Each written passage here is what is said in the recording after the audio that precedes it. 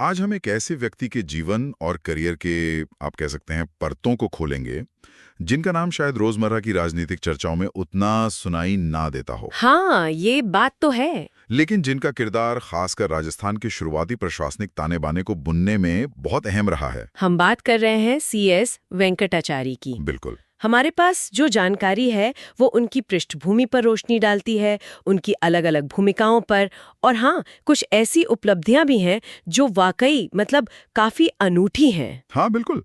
तो आज का हमारा इरादा यही है समझना कि आखिर कैसे एक सिविल सेवा का अधिकारी, वो भी राजस्थान जैसे नए बने राज्य का मुख्यमंत्री बना, और वो भी ऐसी परिस्थितियों में जो कह सकते हैं सामान्य नहीं थी। तो उस दौर में उनकी क्या भूमिका थी और इसका क्या महत्व था, ये जानना दिलचस्प रहेगा। तो चलिए इस सफर पर निकलते हैं। सबसे पहले उनका पूरा नाम। कदाम्बी शेषाचार्य वेंकटाचारी। काफी लंबा नाम है। हाँ, जन्म हुआ था 1899 में मैसूर में, जो आज कर्नाटक राज्य का हिस्सा है। अच्छा, मैसूर से थे वो। जी, शुरुआती तालीम भी वहीं मैसूर में हुई और फिर उन्होंने वो मुकाम हासिल किया जिसका सपना आप सोचिए उस दौर के कई प्रतिभाशाली नौजवान देखते थे। ICS। हाँ, भारतीय सिविल सेवा यानी ICS में चुने गए। ये सिर्फ एक नौकरी नहीं थी, नहीं, बिल्कुल नहीं। ये उस समय प्रशासन की रीढ़ मानी जाती थी। यहीं से उनके एक असाधारण प्रशासनिक जीवन की कह सकते हैं नींव पड़ी। और देखिए, ICS का मतलब समझना जरूरी है। ये सिर्फ ब्रिटिश राज की ही नहीं, बल्कि आज़ादी के बाद भी भारत की सबसे प्रतिष्ठित, सबसे शक्तिशाली प्रशासनिक सेवा थी। इसमें चुना जाना ही अपने आप में किसी की काबिलियत और उसकी बौद्धिक क्षमता का बहुत बड़ा सबूत था। सही। इन्हें अक्सर भारत का स्टील फ्रेम कहा जाता था, वो ढांचा जिसने देश को जोड़े रखा, खासकर वो जो बदलाव का मुश्किल दौर था।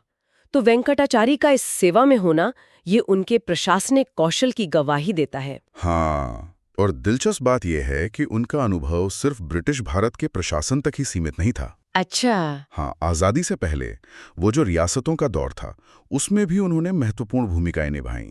जानकारी के अनुसार वे बीकानेर और जोधपुर जैसी बड़ी और महत्वपूर्ण रियासतों के प्रधानमंत्री भी रह चुके थे। ओह, प्रधानमंत्री रियासतों में? जी। उस समय रियासत में प्रधानमंत्री का पद, हाँ, वो काफी हद तक आज के मुख्यमंत्री या मुख्य प्रशासनिक अधिकारी जैसा ही होता था। हाँ। तो ये अनुभव उनके लिए बाद में बहुत काम आया होगा, निश्चित रूप से। कैसे? मतलब रियासतों का प्रशासन क्या अलग था? हाँ, बहुत अलग था। रियासतों का प्रशासन चलाना ब्रिटिश भारतीय प्रांतों के प्रशासन से एकदम अलग था। वहाँ के अपने नियम कायदे थे, अपनी चुनौतियां थीं, अपनी राजनीतिक जटिलताएं थीं। तो क्या ये कहा जा सकता है कि बीकानेर और जोधपुर का जो अनुभव था, उसने उन्हें राजस्थान की स्थिति समझने में मदद की? क्योंकि बिल्कुल। राजस्थान तो खुद ही कई रियासतों को मिलाकर बना था। हाँ, वही। और वो एकीकरण अपने आप में एक बहुत बड़ी चुनौती थी। सोचिए, अलग अलग प्रशासनिक परंपराएं, अलग अलग कानून, अलग संस्कृतियां, उन सबको एक साथ लाकर एक सुसंगत राज्य बनाना, ये बिल्कुल आसान नहीं था। सही। तो वेंकटाचारी को रियासतों के कामकाज की जो वो अंदरूनी समझ थी ना, हाँ। वो उन्हें उन शुरुआती चुनौतियों से निपटने में निश्चित रूप से बहुत सहायक रही होगी। उन्हें पता होगा कि जमीनी हकीकत क्या है, सिर्फ कागजी नियम नहीं। ये बात तो है। अच्छा, अब आते हैं कहानी के उस मोड़ पर जो CS वेंकटाचारी के करियर को शायद सबसे ज्यादा असाधारण बनाता है। हाँ वे राजस्थान के मुख्यमंत्री बने। जी। लेकिन यहाँ एक बड़ा पेच है, वो जनता द्वारा चुने हुए मुख्यमंत्री नहीं थे। हाँ, मनोनीत थे। हाँ, नॉमिनेटेड थे। उन्हें सीधे केंद्र सरकार ने, मतलब भारत सरकार ने, इस पद पर नियुक्त किया था। ये बड़ी बात है। उनका कार्यकाल ज्यादा लंबा नहीं था। हमारे पास जो तारीखें हैं उनके मुताबिक 6 जनवरी 1951 से 10 अप्रैल 1951 तक, है ना? हाँ बिल्कुल, 25 अप्रैल 1951 तक, यानी करीब 3.5 महीने। बस इतना ही। हाँ, बस इतना ही। लेकिन इस छोटे से कार्यकाल ने ही उन्हें राजस्थान के इतिहास में एक खास जगह दिला दी। वे राज्य के दूसरे मनोनीत मुख्यमंत्री थे। अच्छा, दूसरे? पहले कौन थे? पहले मुख्यमंत्री हीरालाल शास्त्री, वो भी मनोनीत ही थे। पर वेंकटाचारी की नियुक्ति में कुछ ऐसा था जो पहले कभी नहीं हुआ था और शायद बाद में भी नहीं। ऐसा क्या? यहीं पर आती है वो खास बात, है ना? हाँ बिल्कुल। यहाँ बात सबसे दिलचस्प हो जाती है।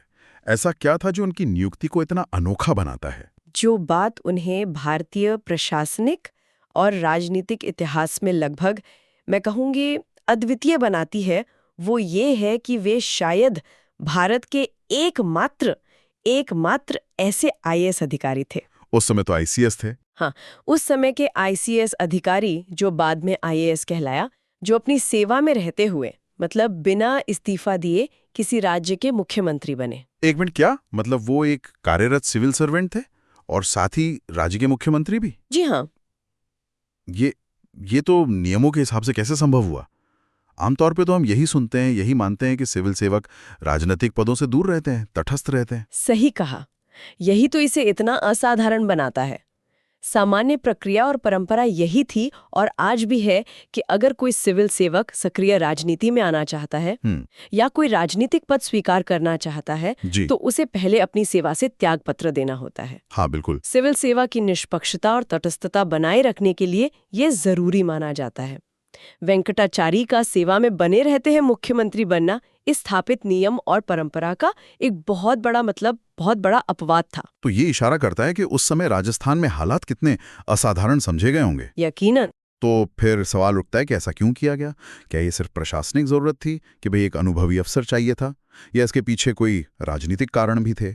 कोई अस्थिरता थी क्या उस वक्त? देखिए, संभवतः ये दोनों का मिला जुला असर था।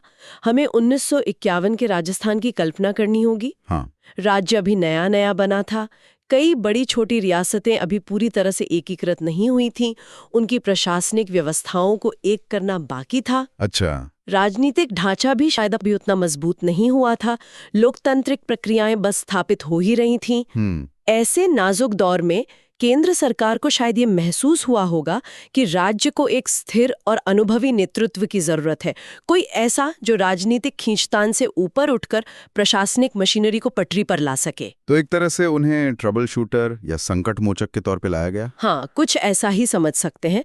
एक अनुभवी, काबिल और शायद सबसे महत्वपूर्ण एक तटस्थ आईसीएस अधिकारी जिसे रियासतों की भी समझ हो, शायद उस वक्त की ये सबसे बड़ी जरूरत माना गया होगा। बिल्कुल। वेंकटाचारी इन सभी पैमानों पर खरे उतरते थे। हाँ, उनका लंबा प्रशासनिक अनुभव था, रियासतों में काम करने का तजुर्बा था और आईसीएस की प्रतिष्ठा भी थी। बिल्कुल, ये सब उनके पक्ष में गया होगा। ये एक तरह से सामान्य लोकतांत्रिक प्रक्रिया पर प्रशासनिक जरूरत को प्राथमिकता देने जैसा था, जो खास परिस्थितियों में ही होता है। हाँ, जो केवल विशेष परिस्थितियों में ही उचित ठहराया जा सकता है। और ये भी जानकारी है कि उनके संक्षिप्त कार्यकाल के दौरान के राधाकृष्णन और एसडब्ल्यू शिवशंकर जैसे वरिष्ठ अधिकारी मुख्य सचिव के पद पर रहे। हाँ, और ये भी महत्वपूर्ण है। मुख्य सचिव कौन होता है? राज्य का शीर्ष प्रशासनिक अधिकारी। सही। तो वेंकटाचारी जैसे अनुभवी प्रशासक का मुख्यमंत्री होना और उनके साथ काबिल मुख्य सचिवों का होना ये दिखाता है कि उस समय प्राथमिकता एक मजबूत और व्यवस्थित प्रशासनिक ढांचा खड़ा करने की थी। हाँ, मतलब टीम भी मजबूत थी। बिल्कुल, ये सिर्फ एक व्यक्ति की नियुक्ति नहीं थी, बल्कि एक पूरी प्रशासनिक व्यवस्था को मजबूती देने का प्रयास था। वेंकटाचारी के नेतृत्व में ये काम सुचारू रूप से चला होगा, भले ही उन्हें समय कम मिला हो। ये वाकई में सोचने वाली बात है कि कैसे एक नाजुक दौर में स्थिरता लाने के लिए एक अनुभवी प्रशासक को सीधे राजनीतिक नेतृत्व की भूमिका दे दी गई। ये भारतीय लोकतंत्र के शुरुआती दिनों की एक बहुत ही अनूठी कहानी है। बिल्कुल। लेकिन कहानी यहीं खत्म नहीं होती। मुख्यमंत्री पद से हटने के बाद भी उनका करियर जारी रहा, और वो भी एक बिल्कुल अलग दिशा में। अच्छा।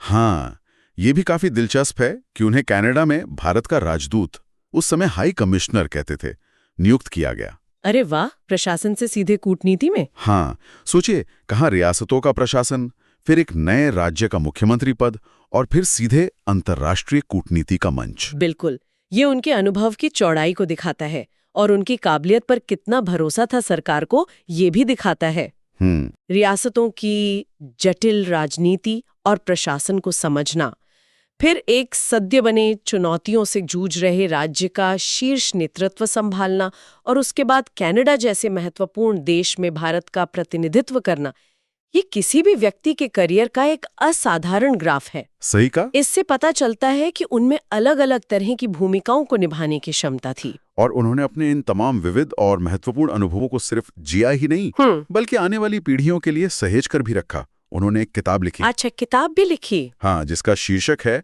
विटनेस टू द सेंचुरी, सदी का साक्षी। हाँ, सदी का साक्षी। नाम ही कितना कुछ कह देता है। अंदाजा लगाइए इस किताब में क्या कुछ नहीं होगा।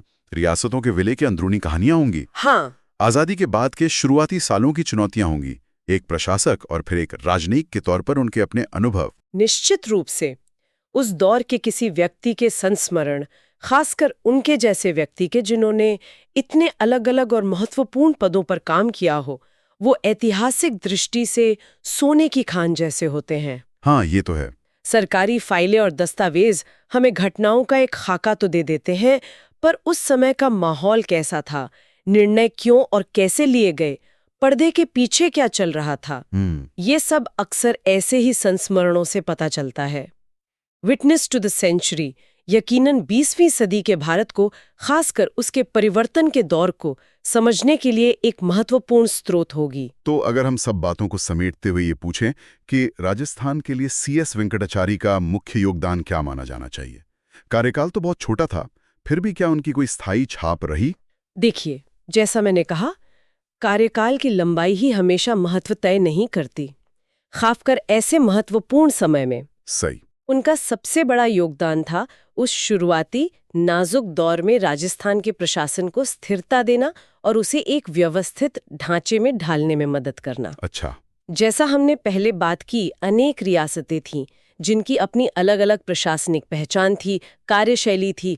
उन सबको एक साझा प्रशासनिक व्यवस्था के तहत लाना एक बहुत बड़ी चुनौती थी। तो उन्होंने एक तरह से वो नींव रखने का काम किया, या उसे मजबूत करने का? हाँ, बिल्कुल, नींव रखने और उसे मजबूत करने का काम। वेंकटाचार्य का आईसीएस का लंबा अनुभव और रियासतों की उनकी गहरी समझ यहाँ बहुत काम आई होगी। उन्होंने राजस्थान की शुरुआती संवैधानिक व्यवस्था को स्थापित करने और एक एकीकृत सिविल सेवा की संरचना बनाने में निश्चित रूप से मदद की होगी। ये वो बुनियाद थी जिस पर आगे चलकर राजस्थान का पूरा प्रशासनिक तंत्र खड़ा हुआ और विकसित हुआ। तो भले ही वे थोड़े समय के लिए रहे। हाँ, भले ही थोड़े समय के लिए रहे, लेकिन उस महत्वपूर्ण मोड़ पर एक अनुभवी और स्थिर हाथ का होना वो राज्य के भविष्य के लिए बहुत महत्वपूर्ण साबित हुआ होगा। अहम था, एक मूक लेकिन मजबूत नींव का पत्थर। बिल्कुल सही कहा। चलिए, इतनी सारी दिलचस्प बातों के बाद सीएस वेंकटाचारी के जीवन और करियर से जुड़ी कुछ सबसे खास बातों को एक बार फिर से दोहरा लेते हैं, ताकि उनकी ये अनूठी कहानी हमारे जहन में ताजा रहे। हाँ, जरूर। सबसे पहले वे राजस्थान के दूसरे मनोनीत मुख्यमंत्री थे। जी। उनकी सबसे असाधारण पहचान, वे भारत के शायद एकमात्र ऐसे आईसीएस अधिकारी थे जो सेवा में रहते हुए किसी राज्य के मुख्यमंत्री बने। ये सबसे खास बात है। हाँ, मुख्यमंत्री बनने से पहले वे बीकानेर और जोधपुर जैसी बड़ी रियासतों के प्रधानमंत्री भी रह चुके थे, जिससे उन्हें रियासती प्रशासन का गहरा अनुभव था। मुख्यमंत्री पद के बाद उन्होंने अंतर्राष्ट्रीय पटल पर भूमिका निभाई और कनाडा में भारत के हाई कमिश्नर बने। जी। और उन्होंने अपने अनुभवों को कलमबद्ध किया अपनी किताब विटनेस टू द सेंचुरी में। सदी का साक्षी। उनका निधन सन 1999 में हुआ। जी। लगभग 100 साल की आयु में। जी। वे वाकई एक पूरी सदी का साक्षी रहे। हाँ, बिल्कुल। तो ये थी कहानी सीएस वेंकटाचारी की, एक ऐसा व्यक्तित्व जिनके करियर ने प्रशासन की गलियों से लेकर राजनीति के गलियारों और कूटनीति के अंतर्राष्ट्रीय मंचों तक का सफर तय किया। उनका जीवन हमें दिखाता है कि कैसे व्यक्ति अलग-अलग भूमिकाओं में, विशेषकर तब जब देश बन रहा हो या बदल रहा हो, अपना महत्वपूर्ण योगदान दे सकता है, भले ही उसका नाम हमेशा सुर्खियों की चमक में ना नहाए। सही कहा। और उनका मुख्यमंत्री बनना आज भी एक प्रासंगिक सवाल खड़ा करता है। क्या सवाल? कि क्या कुछ विशेष परिस्थितियों में, जैसे कि स्थिरता लाने या किसी विशेष संकट से निपटने के लिए, अनुभवी प्रशासनिक नेतृत्व राजनीतिक नेतृत्व का एक प्रभावी पूरक या कह सकते हैं अस्थायी विकल्प हो सकता है? ये सोचने वाली बात है। ये सवाल तब और महत्वपूर्ण हो जाता है जब हम शासन प्रणाली में सुधार, विशेषज्ञता की भूमिका और टेक्नोक्रेट्स को सरकार में लाने की बात करते हैं। बिल्कुल, और ये हमें इस दुविधा पर सोचने को भी मजबूर करता है कि प्रशासनिक दक्षता और स्थिरता की जरूरत को लोकतांत्रिक प्रक्रियाओं और सिद्धांतों के साथ कैसे संतुलित किया जाए। हाँ, ये संतुलन बहुत जरूरी है। क्या कभी ऐसी प्रशासनिक नियुक्तियां जरूरी हो जाती हैं, या ये हमेशा चुने हुए प्रतिनिधियों के अधिकार क्षेत्र में ही रहना चाहिए? ये एक बड़ा सवाल है। हाँ, ये एक ऐसा सवाल है जिसका कोई आसान जवाब नहीं है, और जिस पर शायद आज के संदर्भ में भी विचार करना जरूरी है कि कब और कैसे प्रशासनिक अनुभव का राजनीतिक नेतृत्व के साथ तालमेल बिठाया जा सकता है। ये सोचने के लिए एक अच्छा बिंदु है। हाँ।